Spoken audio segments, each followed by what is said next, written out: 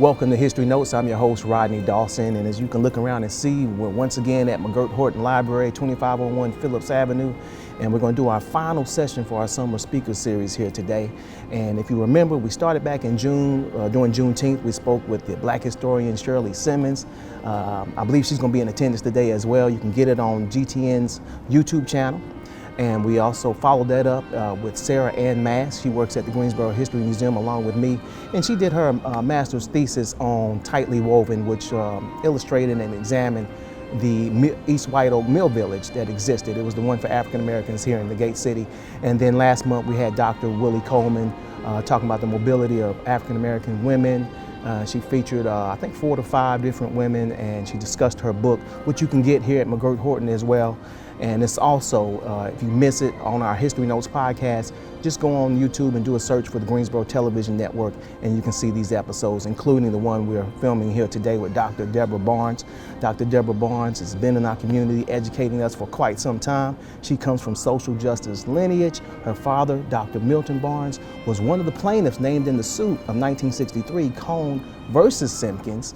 And do your due diligence, do some Googling, do some research on that. I don't have time to tell you today, but that case set the precedent to integrate hospitals nationwide, and it should be talked about more. And so Dr. Deborah Barnes, she's going to present to us today.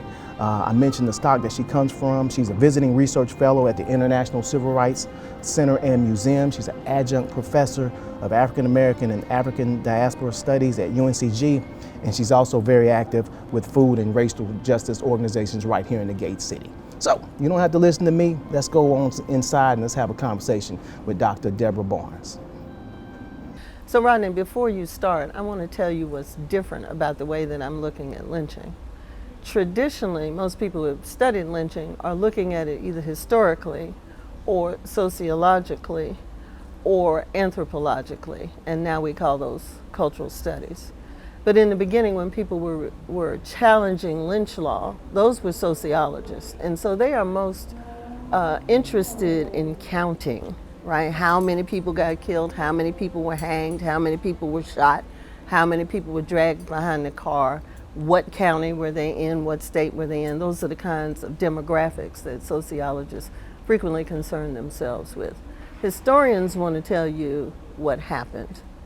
But I take the distinction that history is not what happened, it is what was said to have happened.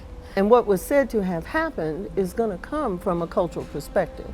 So if you're an Anglo-centric person, you're going to see what happened as a challenge to authority, for example. You'll be concerned with what white men are doing, for example. You're interested in how power is seized or perpetuated or thwarted even. If you are looking at this from some other kind of perspective, and in this case I'm looking at it from a literary perspective, I am a cultural critic, and a cultural critic looks at the way that narrative constructs reality. I was looking for these lynching narratives for 20 years. I started out in 2000 when Toni Morrison published Paradise. And the novel starts with the words, they kill the white girl first. With the rest, they can take their time. And it's about a black lynch mob. And I'm like, oh, she's being metaphoric. There are no black lynch mobs. So I go through the book and I'm trying to see how she has created, she's appropriating this metaphor and using it for her own intentional purposes. Au contraire, a year later I realized, oh, there were black lynch mobs. Black people lynched, everybody lynched. But if I want to be all powerful, I got to say, I'm the only one that lynched. Lynching proves my authority. If I can come in here and kill you, then I have authority, right? If you can come in here and kill somebody, something's wrong. There's no such thing as that. And so black lynch mobs get written out the record. How can all these people have been talking about lynch mobs since 1889 when Ida B. Wells publishes the Red Record and nobody mentions black lynch mobs? Wouldn't that have been front page news somewhere? And let me really take your hat. South Carolina, a black lynch mob lynches a white man with the impunity of his community. The community's like, yeah, he needed lynching. We ain't gonna stop you. Y'all go ahead and lynch him. Right? Who's ever heard of that? These are the kinds of things that don't get told when you control what narratives people are exposed to. Originally, lynching was defined as an extra-legal murder by 3 or more people who were acting in the place of a justice system. And in that way, that would include vigilantes. It kind of morphs a little bit after that into people who are acting in service to culture and tradition, which is to say, whiteness, okay? I don't want to talk about those categories because the minute you talk about categories, you're eliminating other things that might also belong in there, right? And so I want to, another thing that American education does is to teach you to categorize, right? To analyze and classify. You're always putting things into columns. Before you said lynching and everybody thought was one of your things, you said hanging. Mm-hmm. Lynching does not mean hanging. Lynching, you don't even have to die. You owe it to yourself to die because you're gonna be wrong every day after that, but you don't have to die, right? And so everybody's interested in expanding what that is. But they expand it pretty much all in the same way. They tell about lynching incidents. So in the beginning, they're counting the number of black people who have been murdered. And if you look up lynching statistics now, you're gonna find out there's like 4,763 people who were murdered between these eras. Well, if you started at some other point, you'd have a different number. If you counted people who weren't black, who weren't living on the East Coast, and we know that the East Coast is America, right? When you talk about America, you talk about the East Coast. Nobody knows anything about the rest of the country except California, right? There's the East Coast and there's California and all those places in between. We don't care about them. We don't know who's dying. We don't know who's living, and what difference does it make anyway? And so that number is trash. They have been killing people since they got off the Nina, the Pinta, and the Santa Maria. Okay, anybody that ran across that got in the way of making money had to go. I'm gonna make it that simple that it was about the money. Lynching becomes an entrepreneurial opportunity. And it's one of the distractions we have is that we're always talking about it in terms of racial hatred. And certainly racial hatred is a function of it. But people are making money. These newspapers make money. It's like sweeps week. You know, every time they can change the story, so you have like a newspaper in a place that'll have a daily. And now because there's been an incident and there's the threat of a lynching, you may have 3 or 4 versions of that paper come out in the same day, every day until that crime is atoned for. So people can make money that way. Just like now, they'll take all of that and write a book, and now they're gonna make, well, you don't make a lot of money off of writing books then or now because people don't read. And in those days, people couldn't read, but there was still money to be made. If you had a spectacle lynching and 10,000 people show up in your town like they did in Paris, Texas, those people have to eat. Some of them have to sleep. They have to get there. You're selling cars, train seats, gasoline, food, drink, shotgun shells, rope, lumber for the scaffold. And then they would take whatever was left of the desecrated body and sell those parts for money. One thing that turns W.B. Du Bois into the firebrand he becomes is seeing the knuckles of an executed, lynched man in the store window as he's walking by in Atlanta, and that turns the train around for him. I started in the 19th century after reading about 2,000 narratives and books, because even the word lynching comes from the Revolutionary era. That's from this military person who was named Lynch, and they named lynching for him. So how could it start in the Revolutionary era and then jump to 1880? During segregation, right, when we were forced to live to ourselves somewhere else, we were able to practice an Afrocentric worldview, even though we lived in a world that was run and ruled by Anglo-centric people. But once we became integrated and let's just take it all the way, went to the schools, lived in the neighborhoods, ate the food, all of those things pitched us across the line into an Anglo-centric existence that is in conflict with our Afrocentric existential makeup. When I got to this year, I felt like I have at least identified 30 lynching narratives. And lynching narratives are melodramatic, voyeuristic accounting of a specific lynching that was written and or published by a lynching participant, spectator, sympathizer, apologist, or victim. So it's an eyewitness account. I was there on January 6th. I was there when they went through the window, and this is what I saw, is what a lynching narrative is.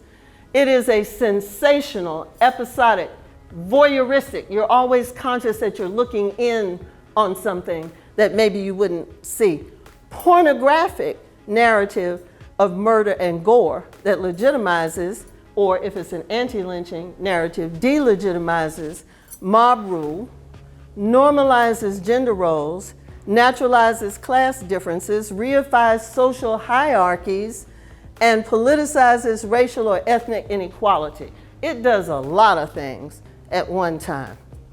And once you publish it, and it's extant and lots of people can read it, and a lot of people are reading this. This is the big thing, right? Then it becomes the way people think about the world. It's also a confluence of lots of prose forms, the crime drama, so they write it like, a murder has happened. Can we find the murderer? Yellow journalism is Fox News, salacious information that titillates and enrages people and makes them do things. The dime novel is the first sort of narrative, mainstream narrative that people are reading. Everybody is reading because it costs a dime.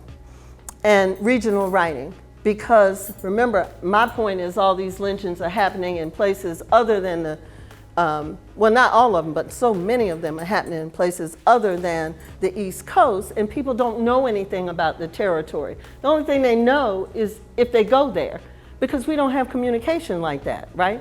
So if you went to the territory, and that keeps moving, remember, as the nation grows, how would anybody back east know what it was like out there? You have to write them a letter. Or they have to, I don't know, eventually they can get a newspaper. But until they can get a newspaper, there isn't a way for people to know these things. And so this genre steps right into that breach and fills it so that people can find out what it's like to be in Texas with the Texas Rangers. They're gonna kill you, that's what it's like. Lynching narratives define and animate whiteness. They are unapologetic in saying it's a white man's country. And they dared come in here and affront white men. I mean, so they're constantly telling you about white men. I want to argue, I haven't found out this isn't true yet, but this is one of my theses, is that they are literally making whiteness into a thing. Prior to this, people are French, they're Portuguese, they're Italian, right? They're from England, they're from Germany, they're Catholics, they're Jews, they're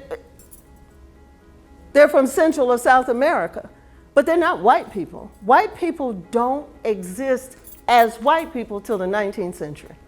And one of the ways that white people make themselves understood as a coherent group that has power and has the right to dictate that is through lynching.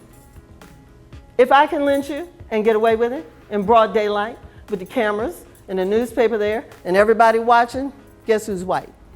So the Guilford County Community Remembrance Project is trying to work with EJI, Equal Justice Initiative, to bring the memorial here for Eugene Hairston. And in the process of that, we looked into Eugene Hairston as much as I have looked into anybody else. And it's almost impossible to find out anything about Eugene Hairston.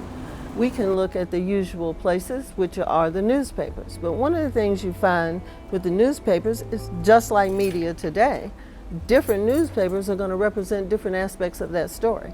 So for example, a very small thing, in one newspaper he's going to be 17, in another one he's 16, in another one he's 20. Which is it? In one newspaper it says that they sat him on the back of a horse with the noose around his neck and pushed the horse out from under him to hang him. In the other one it said they made him stand up on the back of the horse and push the, well, isn't that all the difference in the world? Whether you're sitting on the horse or standing on a horse and then it moves out from under you. So we still don't know what happened. As I said, history is not what happened, it is what was said to have happened. And so when we go back and look at the historical records about that lynching, we come with all kinds of disparate information that makes me say, I don't know what happened. When there is a lynching, frequently, and certainly in the case of Eugene Hairston, you don't hear anything about his family again. In fact, in one of the papers, they say he comes from a bad family. What's a bad family? A bad family by whose standard? Now we're back to where I'm saying we're talking about different worldviews. Anybody who says, I didn't do it, officer, is a bad Negro, then and now. So we don't know how to find him. There's nothing to find out about him except the fact that he is dead and the fact that he is alleged to have been involved with a white woman and is caught doing it and is punished for that. Now, let's talk about the white woman for a minute. Ida B. Wells reveals this in her book, The Red Record, which changes everything. And is part of the reason how lynching becomes associated with black people, because Ida B. Wells is the person who really takes that to the press. What Ida B. Wells says in her book about white women is that frequently these are consensual relationships, but then once they are discovered, the woman has to negate it. She has to say, oh no, he attacked me, because there are rules to living in society. And the rule is that no woman, no white woman, should consort with a black man. Well, what if you are, let's make it pubescent.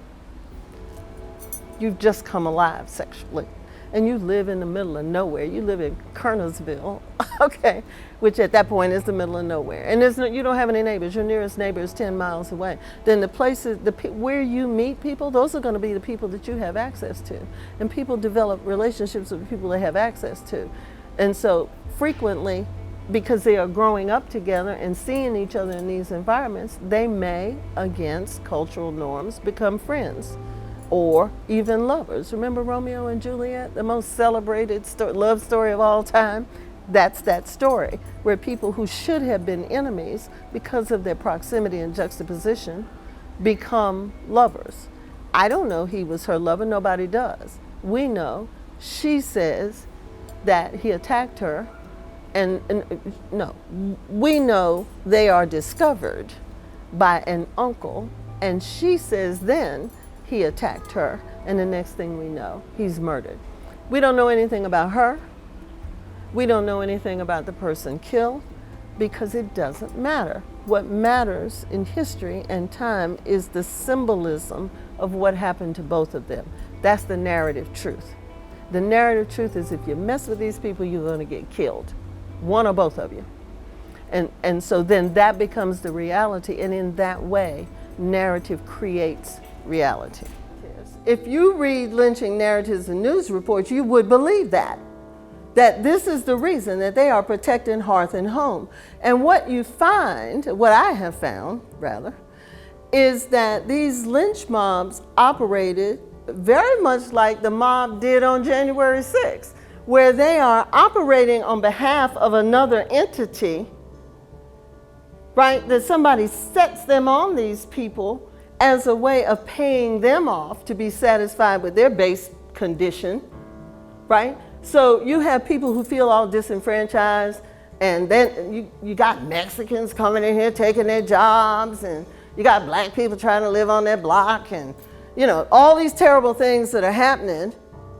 And so then someone loosens them on the world where they get to get justice according to the way that they do, as a way of making them calm down and stop being a problem, back to the hegemony, and the hegemony gets to advance its own politics at the same time.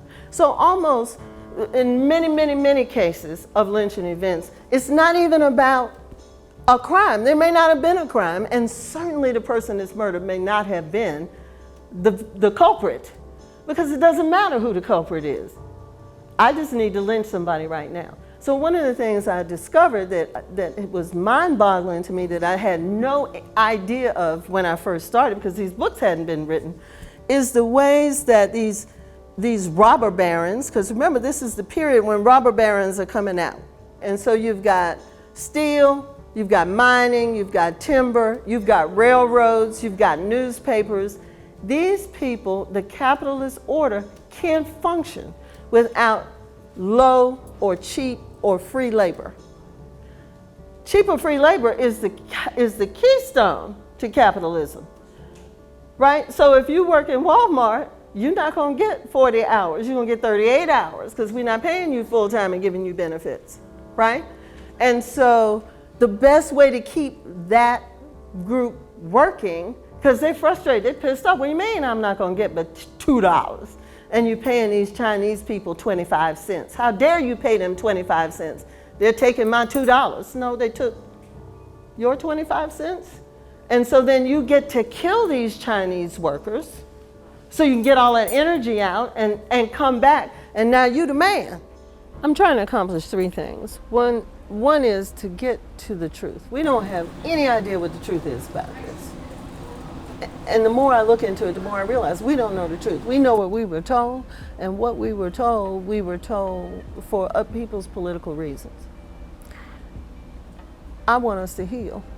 My entire life has been racism. I was born in 1954, Brown versus the Board of Education.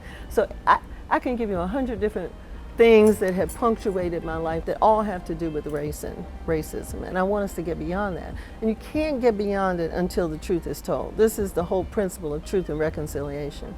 I was very moved by that. I'm moved by the fact that Greensboro is the second place on the planet to have a truth and reconciliation initiative, after South Africa. And yet we've done nothing with that. We haven't healed. We haven't done anything with that. Okay? And so I want us to have that ability to heal and be something other than what we are. And toward being something different, I want Black people to stop occupying the posture of the victim. That doesn't mean that people aren't after you. Just because you're paranoid doesn't mean they're not after you. But it means that you don't have to occupy that conceptual space. That you have more power when you see yourself as an agent, as a person. There were all kinds of Black people that resisted lynching. There were Black lynch mobs. There were multiple ways that people resisted their own degradation. But American history is about the degradation of non-white peoples and why they deserved it, even though they don't. They said it like that at the time, and they come back and cleaned it up later. And you see this going on. Just a few weeks ago, they announced that they're going to take slavery out of textbooks, for the 5th grade, and they're going to call it forced labor. Well, that's not the same thing at all. It was, if you can sell my child out from under me, that's more than forced labor, right? And so we have to understand that we had options and we exercised those options, and we can exercise those options now if we don't see ourselves in the position that a racist culture set us. We're more than former slaves.